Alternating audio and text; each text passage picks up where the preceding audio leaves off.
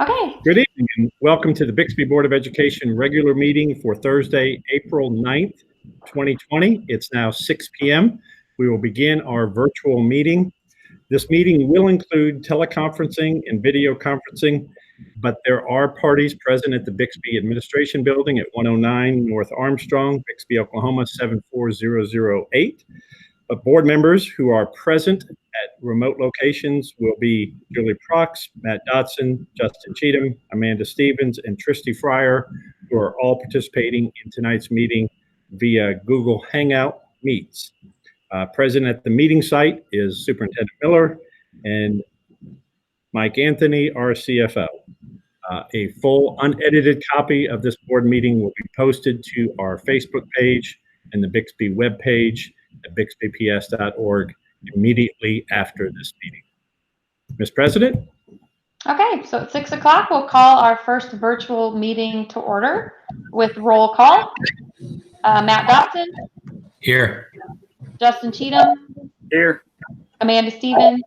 Here. Tristy Fryer. Here. And the chair's present. So item 2.1, President's Statement. In the event the audio signal from this meeting is interrupted, a maximum of 30 minutes will be used to attempt to restore the audio. And if that time elapses, the meeting will be reconvened and timely public notice as to the date, time, place, and manner of the reconvened meeting will be given in accordance with the provisions of the Open Meeting Act. Item number 3, reports from the board. 3.1, Mr. Miller. Well, good evening, everyone, and good evening, anyone who is watching this from home. We appreciate you being here tonight. We all know that this has been an extremely unusual past 30 days. Very unsettling, very new, uncharted territory, and this is our first virtual board meeting that we've had here in Bixby. Will not be the last, unfortunately. It looks like we'll have a few of these over the next month or two, but it is a little bit different. So I just wanted to give an overview real quickly of what we're doing relative to the COVID-19 school closure. Most of you are aware, either by direct communication on our Facebook page and other means, of some of the things that we've been doing. I wanted to acknowledge, first of all, there are very few days that I'm not immensely proud of being superintendent in Bixby Public Schools. We truly have great teachers and staff and a wonderful team that does what's best for kids. But during these types of crises or incidents is really where some superstars can emerge.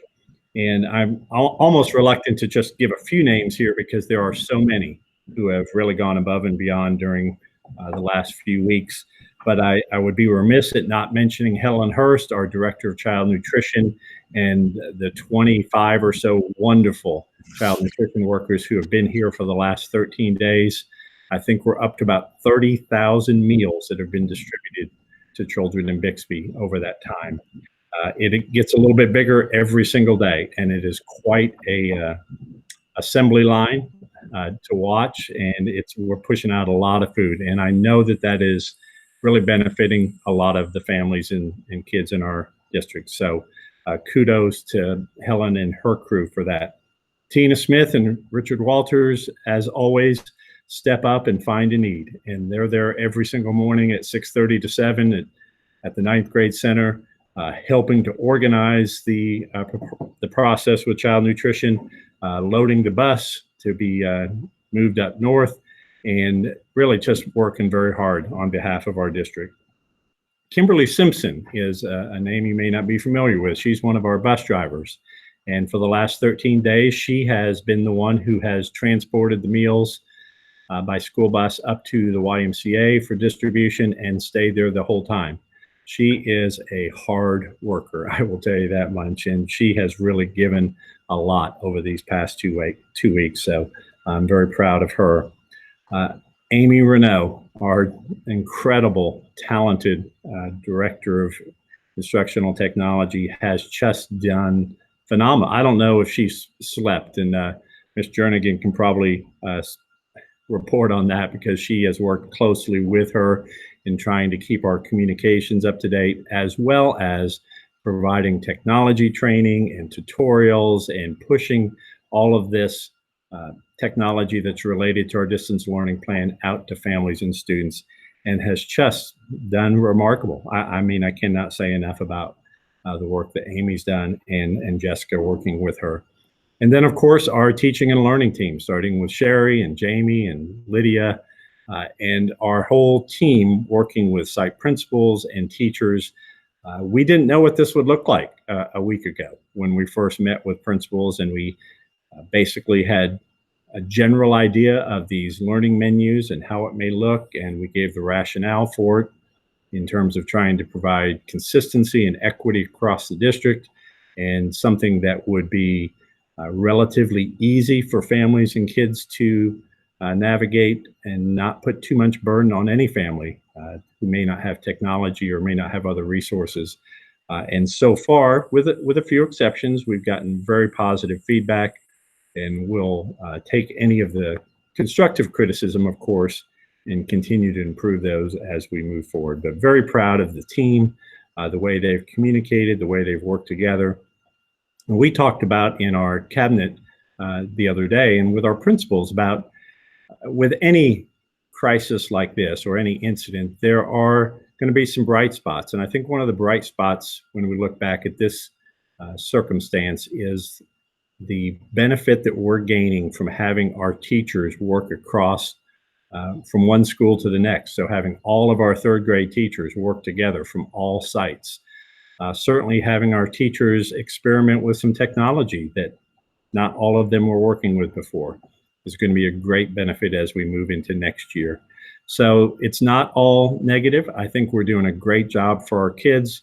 We're learning a lot as teachers and administrators, and I think it's going to prepare us well for the evolving education in the years to come. So very proud of that. The distance learning plans so far have gone fairly well. The only negative feedback that we've received primarily is that for some of our higher level kids, there may not be enough there. And we've had some people saying, well, my child finished it on Monday. And again, we have to remind them that the expectation is not to replicate a typical school day and have 6.5 hours of instruction. That's not a typical school day anyway, because we know that there are specials, there's lunch, there's walking to and from the bus, there's a lot of other time in the day that's not dedicated directly to instruction. So we've tried to be in a position where students are still engaged in meaningful learning and able to take advantage of opportunities to continue to learn. And that's the ultimate objective. But I'm really encouraged by just the families and some of the things parents have told us about getting to work with their kids at home and some of the free time that they have as well to pick up new hobbies or read for pleasure and some of those things. So I think all in all, it's been a positive experience. And I'll pause for a second there to see if the board members have any questions related to any of the things I've mentioned so far. And then I'll move into a brief overview of our facilities and the progress we've made in the last few weeks.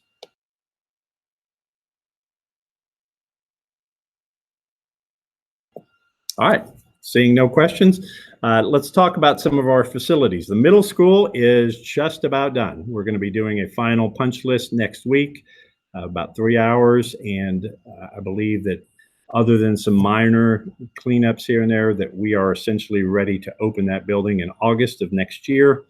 The West campus, I'm going to show you a couple pictures here to show you what that looks like. If I can get this to work. And again, we've made a lot of progress out there. We are still on schedule. In fact, we're probably a month or at least 3 weeks ahead of where we might be. And so let me pull this up.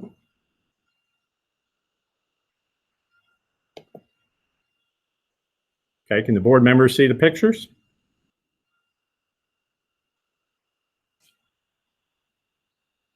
Mrs. Prox, are you able to see the pictures? Yes, I can see them. Okay, good. So this is actually from looking to the south. This is part of our intermediate wing. We'll move around. This is from the back, looking from east to west. The parking lot down in the bottom right, that is the where the bus oval will be. The center area that shows the little like the basketball court, that's where our playground area will be behind the construction trailers. You can see it's pretty massive when you look at it from this perspective. This is a front view, again, looking east from the west. The glass in the front represents the media center, and then the art rooms are to either side. The elementary entrance will be over on the right-hand side, the intermediate on the left-hand side. This again is from just a different vantage point. The one floor right there in the center of the picture, that is the administrative offices. And that's why it's connected here. That's the entrance to the elementary side. To the intermediate side, and then the access into the music rooms and the main classroom area. That's a picture of the elementary wing. You can see they've made a lot of progress there. That really is on schedule to be done very soon. This is a larger picture. You can kind of see how much asphalt and concrete we've put in this place. This over here to the far left, that pathway, that is what was going to be the north bus loop that we've postponed until we get a little bit more information about what it will take to bring that above floodplain. We will still be constructing a trail that will connect through 151st Street, to Harvard, excuse me, from this point. So students who are walking will be able to access the school that way or riding a bike. And then we'll bring this loop on the left side. We'll actually loop all the way back around for our buses and then circle back around to this road where buses can exit on 151st. And again, it's just one more big picture.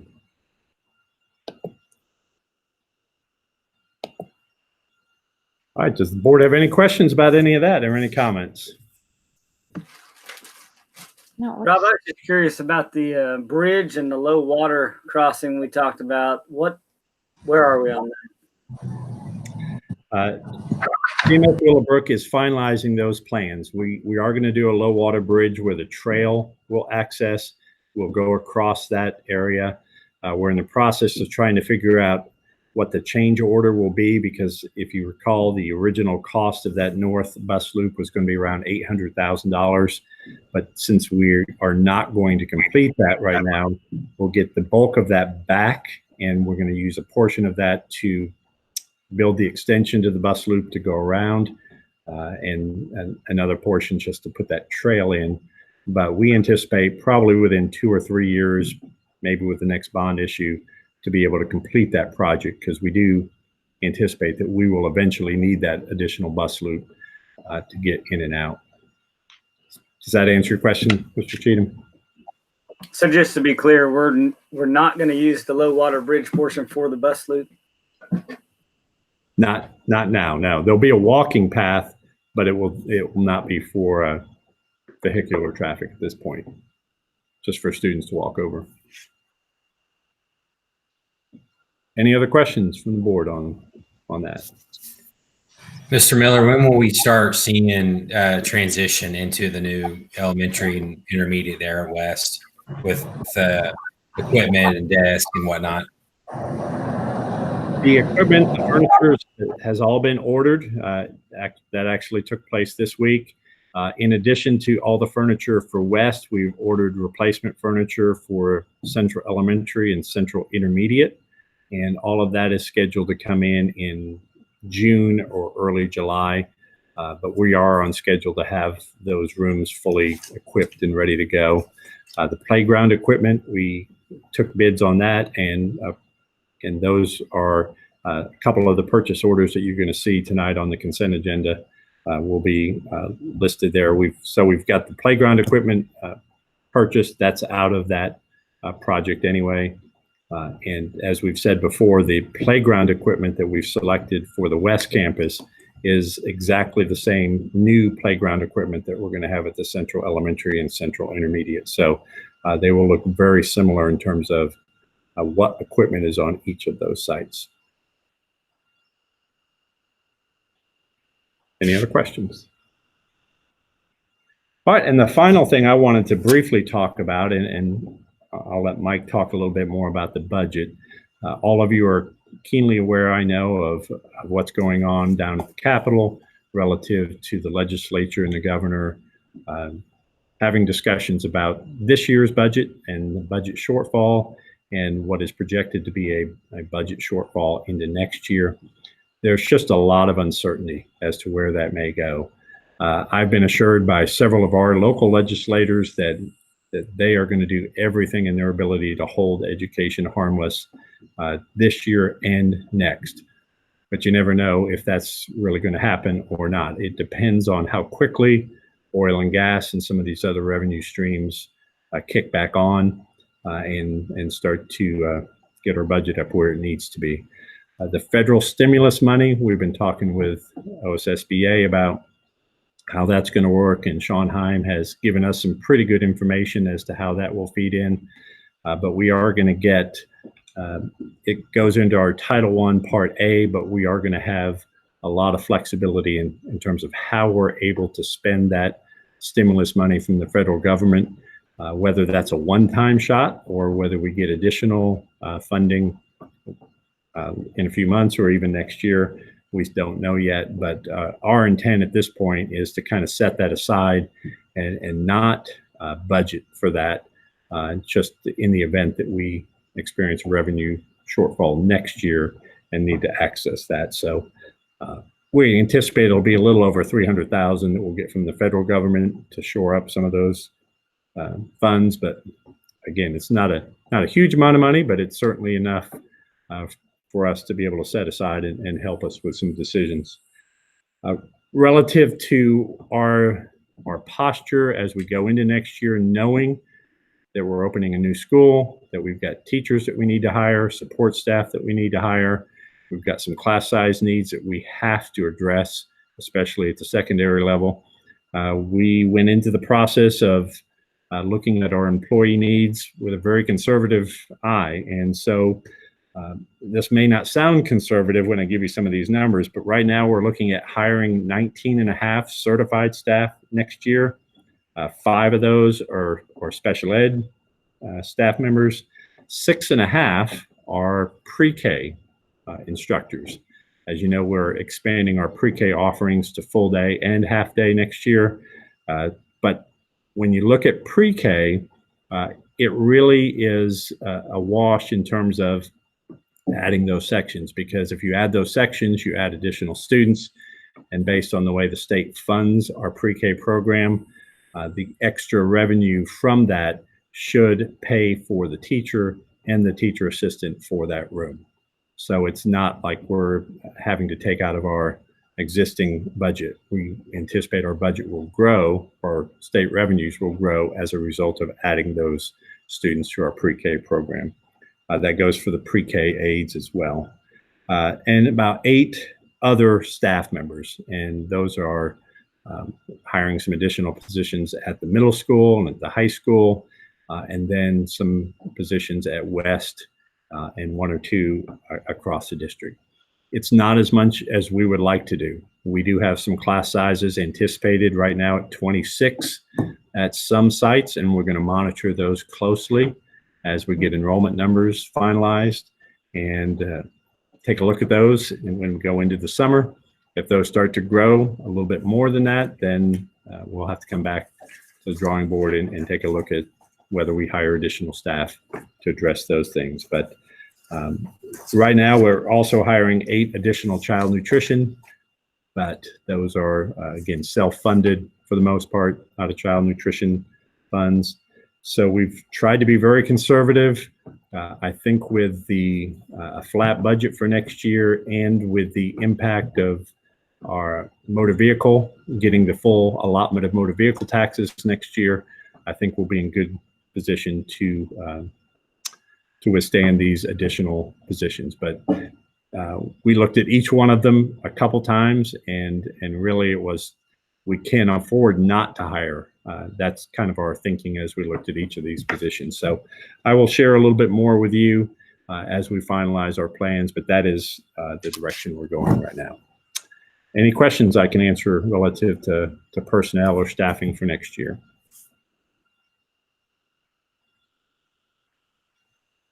Okay, that is all I had on my superintendent's report, Mrs. Brox. Okay, thank you.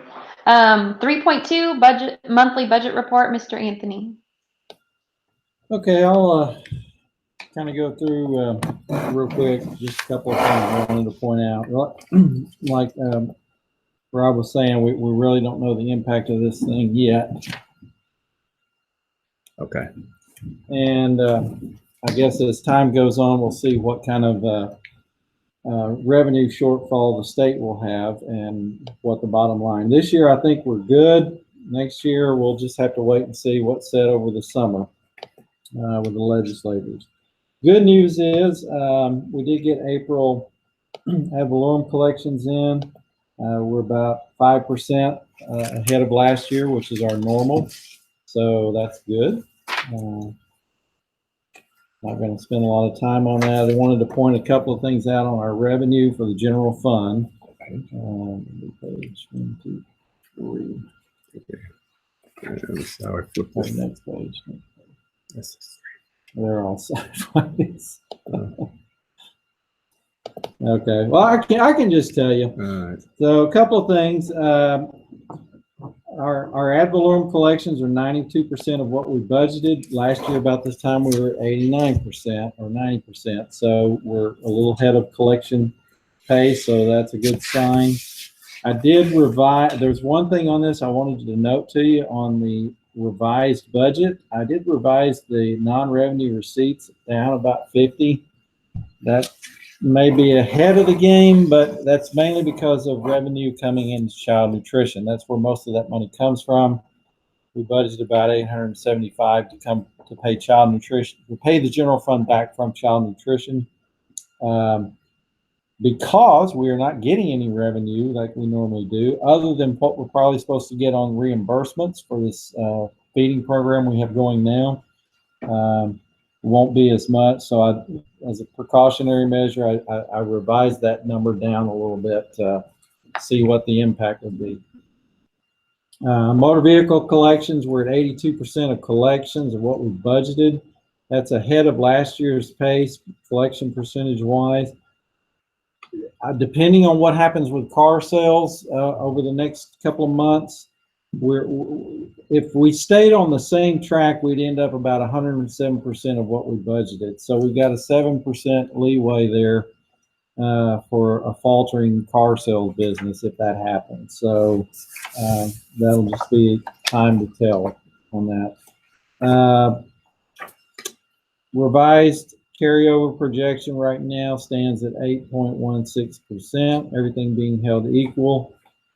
On the flip side of that could change because when you look at the 3-year expenditures page, we're down 13.68% on non-salary expenses. So I would expect that there wasn't much impact this month because we're paying last month's bills when we were in school.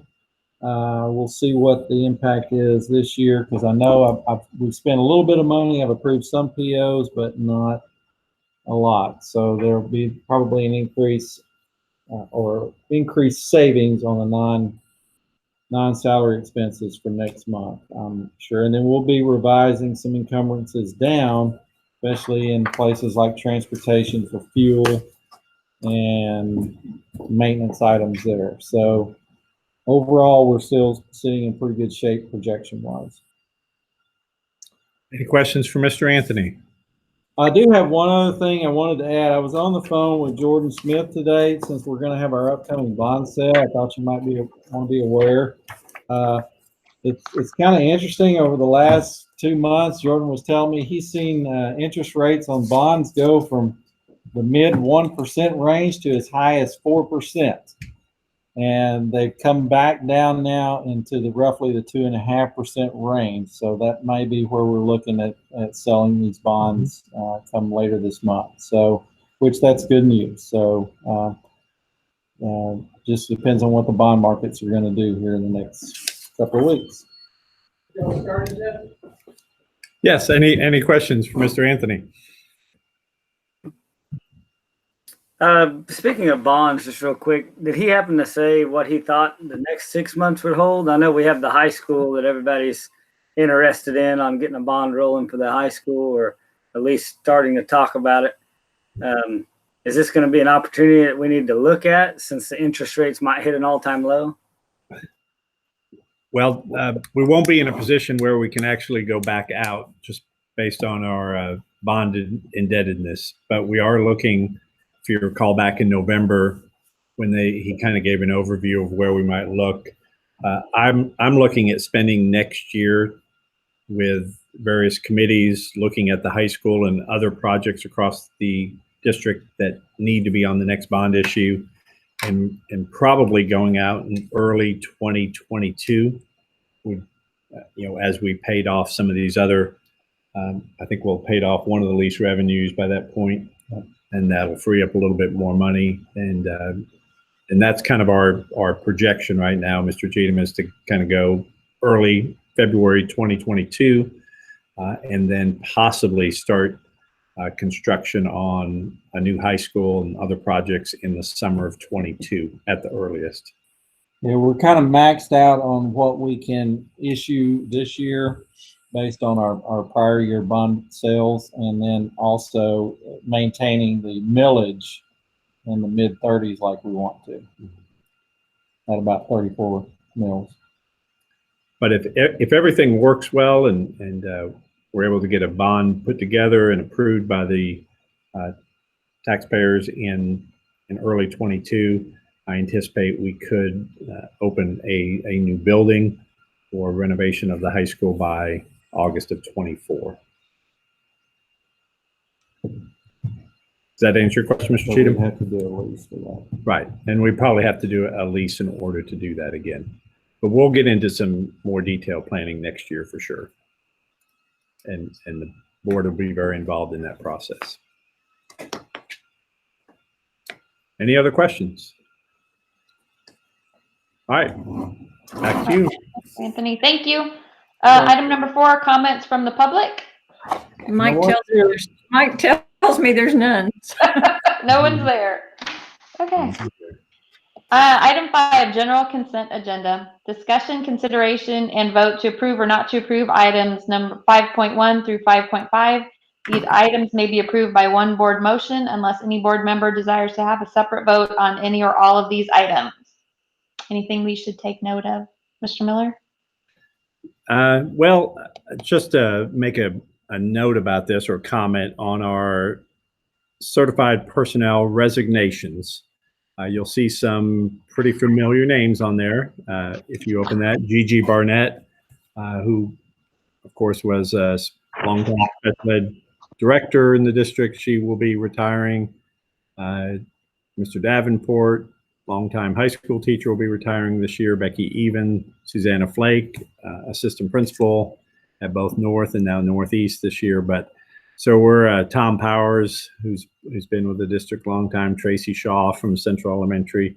So we're losing some wonderful people to retirements, but maybe this was the year that they felt it was the right time to go. But we will certainly miss all of them as they retire.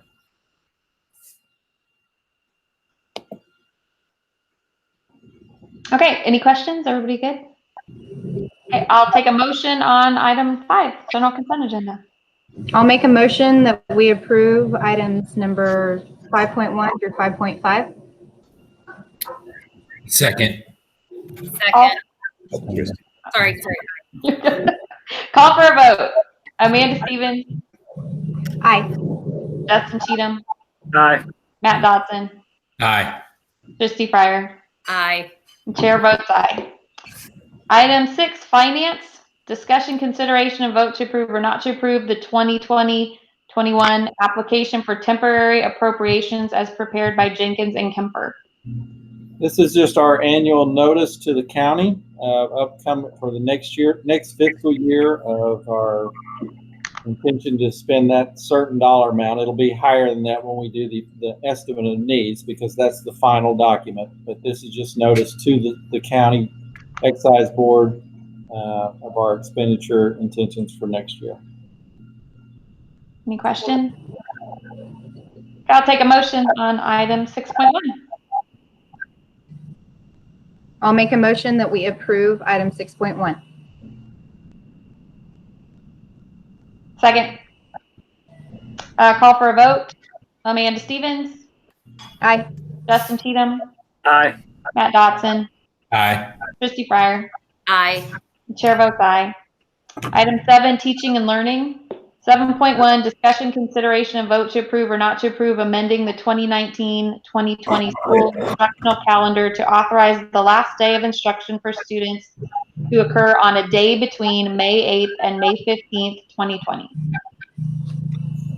Okay, as the board is likely aware, when the State Department did the long-term closure and moved to distance learning for the state of Oklahoma, they directed schools to have a date between May 8th and May 15th. What we have discussed in our district is a plan so that instruction for the vast majority of students would end on May 8th with that 5th week of distance learning. And then the week of May 11th through 15th would be time set aside for teachers to finalize grades, and then also work individually with those students who need a little extra support to get their grades up or to accomplish the activities and assignments that they were given. Really just some more individual, especially for students who are on IEPs or may need some additional assistance. So we wanted to build some time in. Also, based on the uncertainty of where we currently are, we wanted to make sure that we reserved enough time for our teachers to continue to collaborate and work together and do some debriefing over the distance learning plan that we have, make some adjustments, begin the development of a plan for what would happen if this closure continued into August. And I know we hate to even think that, but what would happen if we had to start school in a virtual setting again, and give our teachers some opportunities to try and wrap their minds around what that would be and to develop some contingency plans if that were to happen. Our teachers' last day will still remain May 22nd. That's the date that they're contracted through. So that will give us time as well to get teachers back in their classrooms, to close those down, to finalize grades. Certainly for teachers at CE and CI who are moving to another building, there's a lot of work that needs to be done for them. And so the proposal at this point is basically for the board to approve us to select a date between the 8th and 15th, but based on the rationale that I've just provided you.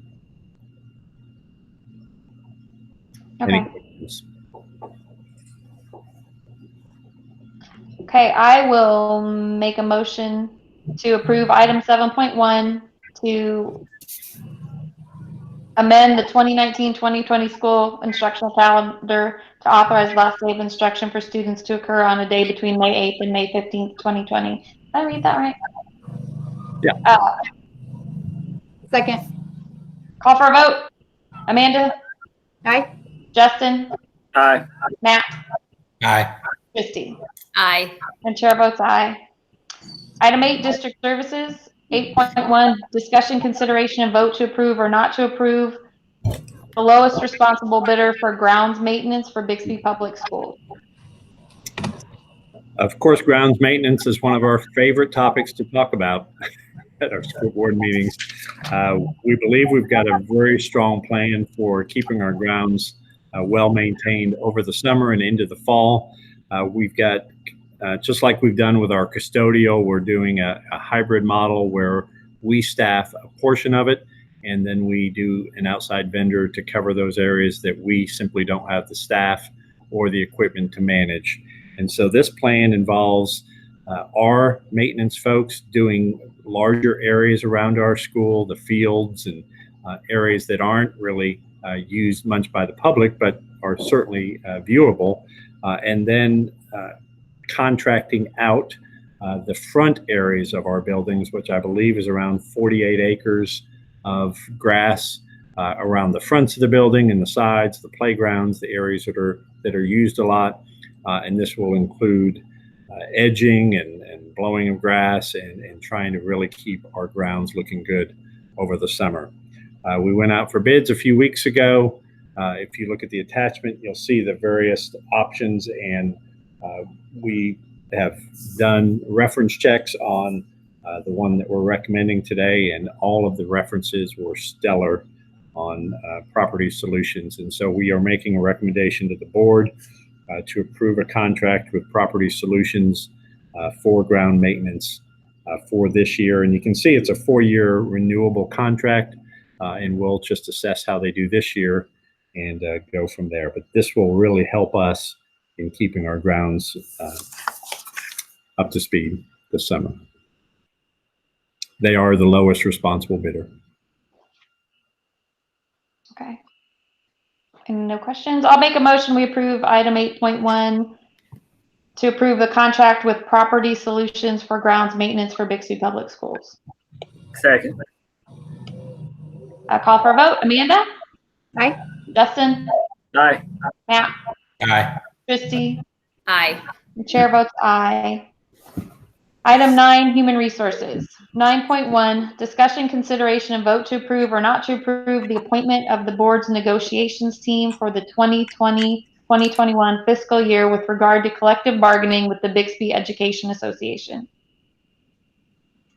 Okay, I'll let Lydia, if she's still on here, talk a little bit about this. But for those of you who've been on the board for a few years, you're familiar with this process. Each April, we come to you to approve our administrative team that will serve for negotiations.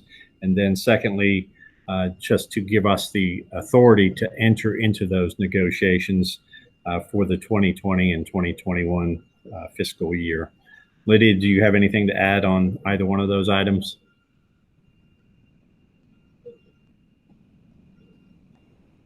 Apparently not. She does not.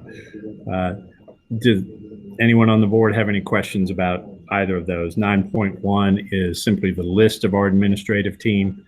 We've got people on there that have done this for several years. Negotiations in Bixby usually is pretty low key. I think last year we did it in less than an hour. So we don't anticipate that we'll have any areas of conflict this year either. It should go fairly smoothly. And this just gives us the authority to have this administrative team and then enter into negotiations with BEA.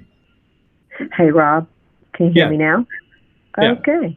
Okay, well, I gave a lovely little presentation while you spoke, but I was muted, and that's probably a good thing. No, I have nothing to add that you haven't said, but that's really what I was just explaining. I think most people know the process, but for those of you who don't, it's an annual renewal and discussion about the master contract for teachers. We take turns as administrators serving on the team as well. It will likely be done differently this year because of the virtual need, but we plan to meet with BEA again. Rob and I meet with them monthly and discuss some of the details and work that out.